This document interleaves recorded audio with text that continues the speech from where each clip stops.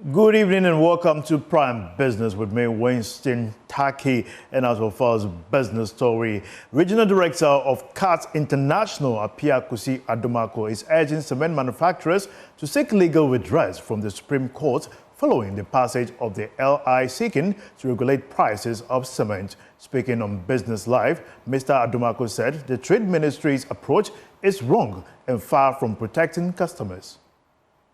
The minister is bent on protecting consumers and businesses in Ghana. The best approach that the minister could have used is to pursue the consumer protection law. This consumer protection law has been in with the ministry for the past 19 years. Honorable Katie Hammond came to inherit the draft bill and has not done anything about it. And look at how he was so keen in getting this LI done. So you said you are protecting consumers in getting a better price. I think the minister is getting it wrong. I would say that he should rather pursue the consumer protection law, pursue the competition and fair trade practices bill. These two laws are the best antidote to every sector we have in this country. Even on the legality of the LI is also an issue, because when you look at the provisions in the GSA Act, which mandates the minister to go to Parliament to pass with an LI, the issue of pricing is not included in the work within that subsection, I think section 80 of the GSA Act. And so if people go to Supreme Court, the Supreme Court can easily nullify the whole LI that it's not rooted in law, because the work of Ghana Standard Authority does not include price regulations. Standard authorities are there for quality and technical specifications and standards, not pricing. So the law itself is even wrong. And I urge members of the industry to go to Supreme Court to challenge its validity. Investors who sign up to the Eurobond debt exchange program will receive an extra consent fee and 2 special payments. These are fresh set compensation put together by government to encourage investors to sign up to the offer. Speaking on Business Live, however, partner Deloitte Yao Latte said an increased participation by investors will positively affect the economy. It is for us to wait for what proportion of investors or Eurobond holders will sign up onto this program. There are 2 other options that I mentioned before. So there is also the PAR option, which has a longer term maturity. For me, if a lot more Eurobond holders sign up onto this, it will be better for the country, because you are going to repay that in 2037. So that would give us a lot of relief. But that's the reason why a lot of bondholders have signed on to this, that they are going to get a lot of cash upfront or within a shorter period, but then it's coming at a cost. But as you know, the time value of money, they rather get a significant portion of their money now than to wait to 2037, when they are not sure of what is going to happen and how government is going to manage their affairs over the next 30 years or so. Yeah. There's also a third one, which is supposed to be guaranteed by the World Bank. And we're also waiting for that to also come on stream, because if that's also announced, you see some of the Eurobond holders will still sign up onto that. So there will still be some investors who adopt a wait and see. And so we need to get clarity in terms of all the proposals that our government has on the table. The Ghana Cocoa Board says the new cocoa crop season will be open with its proposed self-financing plan without the usual syndicated loan facilities. Finance Minister Dr. Amin Adam earlier indicated that government will be seeking external funding to support the cocoa sector. But Chief Executive of Cocoa Board, Joseph Boahin Aidu, says the board will be combining the new purchasing regime with loan syndications if necessary, in anticipation of an effective implementation of the self-financing transition. Mr. Boahin Aidu was speaking at a stakeholder meeting with cocoa farmers in Kumasi. Chief Executive Officer of Govt has been meeting farmers from 70 cocoa growing districts across the country. The stakeholder consultative dialogue aimed at fostering Ghana's cocoa sector, which has in recent years been fraught with financial and environmental challenges. Speaking at the event, Govt CEO Joseph Boahen Edu highlighted plans to transition from Ghana's 32-year-old syndicated loan regime to a self-financing system. We've already tried it during the last crop season from June up to the end of August. That was the model that we're using to buy cocoa and then ship. And it has worked. But we want to scale it. So even as we may be going for, loan, because when you talk about syndication, it's like going to borrow. And what we are doing will not require borrowing. So if we are blending not borrowing with borrowing, I don't think it should become any issue. But we want to try, not even try, we want to implement the not borrowing, that the self-financing first. That's what we are starting the season with. And once it works, then there will be no need for us to go for borrowing. Mr. Boahen Edu believes the new system would ease pressures on the local currency. Last year, we went for a loan. The loan came in December. We were buying and shipping. So we used that model to buy and ship. And we were receiving, the monies were paid into the bank accounts of the lenders. But this time, we want the money to be paid to us directly. Some agricultural technology firms are soliciting capital injection to support innovative solutions to help more farmers across the country. These innovations are expected to help farmers avoid issues of post-harvest losses, access to ready markets, financing, among others. At the screening and exhibition event for a documentary on agri-tech in Ghana by Mastercard Foundation and MEST Africa, these tech entrepreneurs revealed that their innovations will go a long way to increase food production in Ghana. Here's more in the following report. The documentary by Mastercard Foundation and MEST Africa highlighted the impact of technology firms on smallholder farmers over the years and their impact on agriculture as a whole. At the screening and exhibition event, tech entrepreneurs said more support will be needed to ensure that their innovations go a long way to increase food production in Ghana. Some of the firms spoke to Joy Business. So capital injection is one critical challenge that we face as startups, and is really an issue because it's up your working capital, which you need to expand and do other things. So if we are able to get support by way of investors who have seen what we are doing and see the impact we are making, in these smallholder farmers and are ready to journey with us to make sure that we reach a wider, range of smallholder farmers with our intervention. Get access to weather advisory services and make informed decision which period both the south in Ghana and both the north to grow their food well, and on the global front too the same thing. And one thing is also offering them access to finance. We do not offer cash, no, but what we offer them is access to inputs and then assets. Inputs are very, very expensive for most farmers to afford, especially affordable or quality input. It also supports businesses that are operating, SMEs, businesses that are operating, that want to be able to adopt climate adaptive business models. We train them, we provide them with the knowledge, skills and technical support to be able to enable them integrate it into their business models, and then largely to enable them to scale and grow. KIC focuses on youth entrepreneurship and development, which will then trickle to supporting farmers improve agriculture. And so in terms of impacts, we have been able to train about 25,000 young people to see agriculture differently and to see opportunities within agriculture. And out of this, we have about 68 startups. That means 68 businesses. One of the producers of the documentary, Yawan Ponsa, shared some exciting stories from farmers that were featured in the documentary. They have access to agri input, so Farmer Line helped them to provide them with this input, fertilizer, insecticide, and also give them training and a lot of support to help their crops do well, and also give them access to market. And by extension, it improves their life. It gives them more money, and actually these companies pay them premium price, so it cuts the middlemen who cheat these farmers, you know. So these are the major problems that the farmers have, and these agri-tech companies come in there to solve that problem for them. And so these are some of the impactful stories we heard.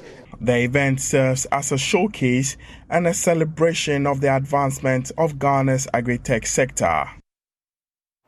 Still staying on the agri sector, stakeholders within Ghana's horticultural sector are calling on the Ministry of Food and Agriculture to invest in the sector. According to the chairwoman of the Horticultural Business Platform Ghana, Catherine Krobo-Idusei, the sector can support government's quest to create jobs and contribute to economic growth. She spoke to Joy Business at the 8th Fruit and Vegetable Fair in Accra.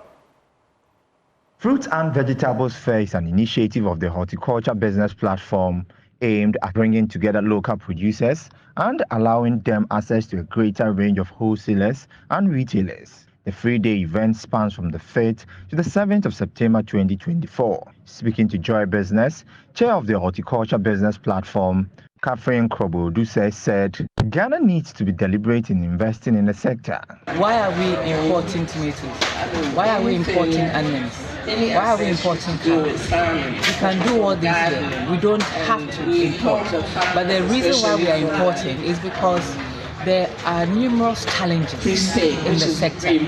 So therefore, we are not able to produce in volumes, and that's basically the problem, the volumes.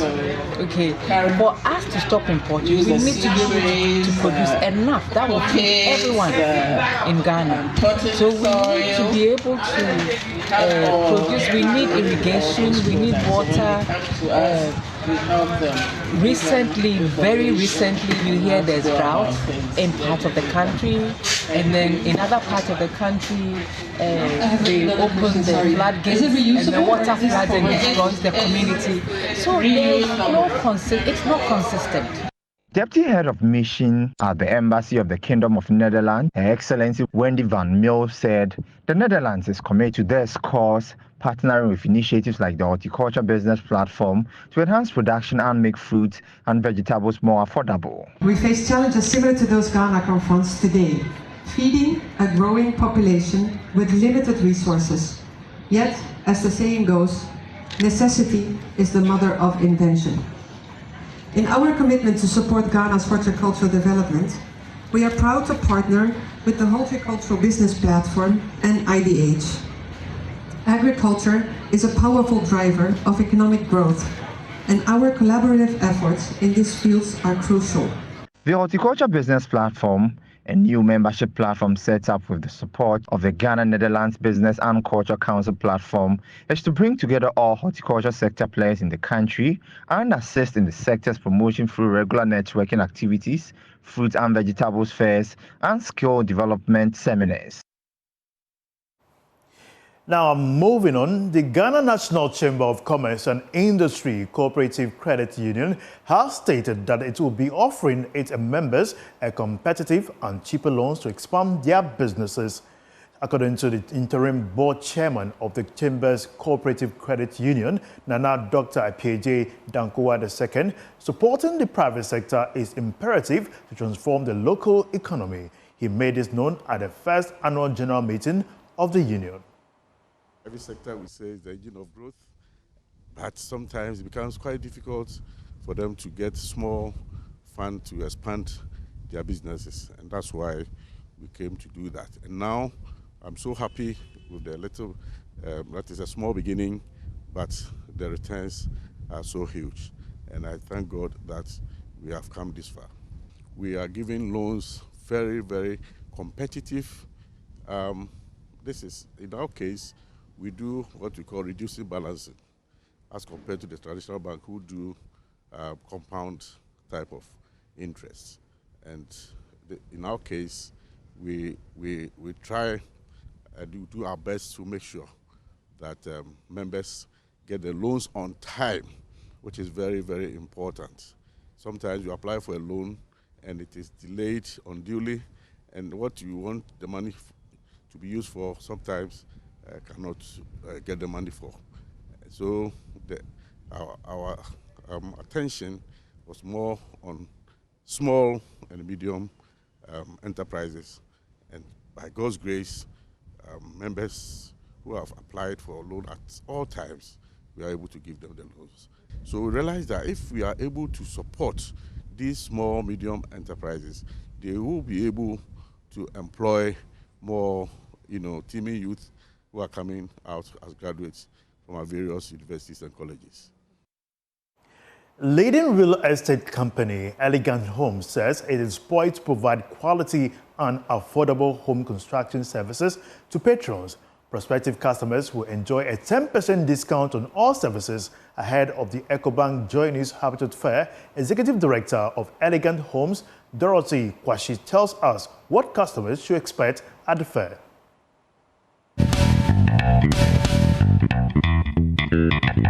Elegant Homes, a proudly Ghanaian-owned real estate company, has been delivering exceptional housing solution for nearly 2 decades. Curious about their latest ventures? Well, meet Dorothy Kwashi, the visionary executive director leading the charge at Elegant Homes. Hello, my name is Dorothy Kwashi, and I welcome you to Elegant Homes. Elegant Homes has been in the industry for about 20 years now. We have executed some landmark projects like Regional Administrative Office for the Lands Commission of Ghana. Every sector we say is the engine of growth, but sometimes it becomes quite difficult for them to get.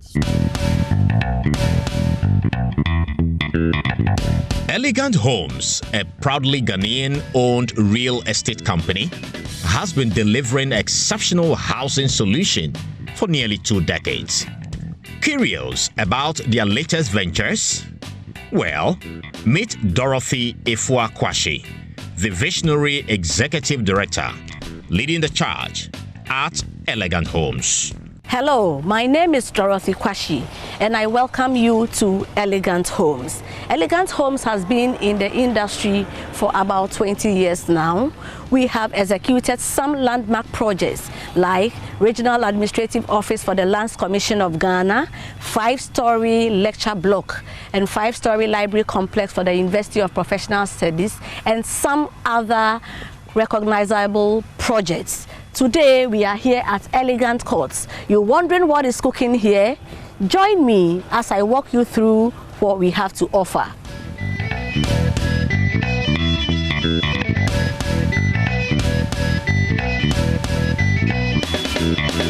Here we are at the Beulah Close. This is a community within Elegant Homes.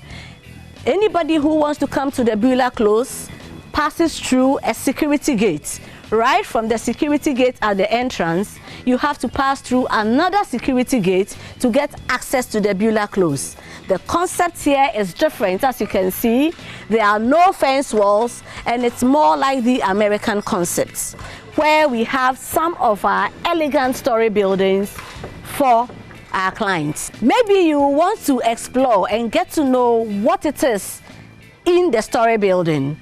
Come with me as we go in to look at the details of it. What you see in the shot is one of our prestigious 4-bedroom detached house within the Beulah Close. This house has these features: a living and a dining area, a fitted kitchen with a store, a home office or a study.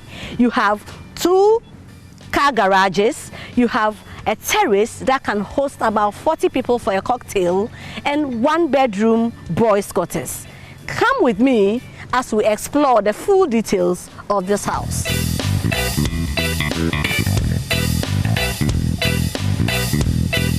Voila! This is the living area of this 4-bedroom house. As you can see, it's very spacious, furnished with exotic furniture. You can see the TV console, and this staircase you see here is part of the architecture. It leads you on to the family area upstairs. Here we are at a dining area, which is part of the living room.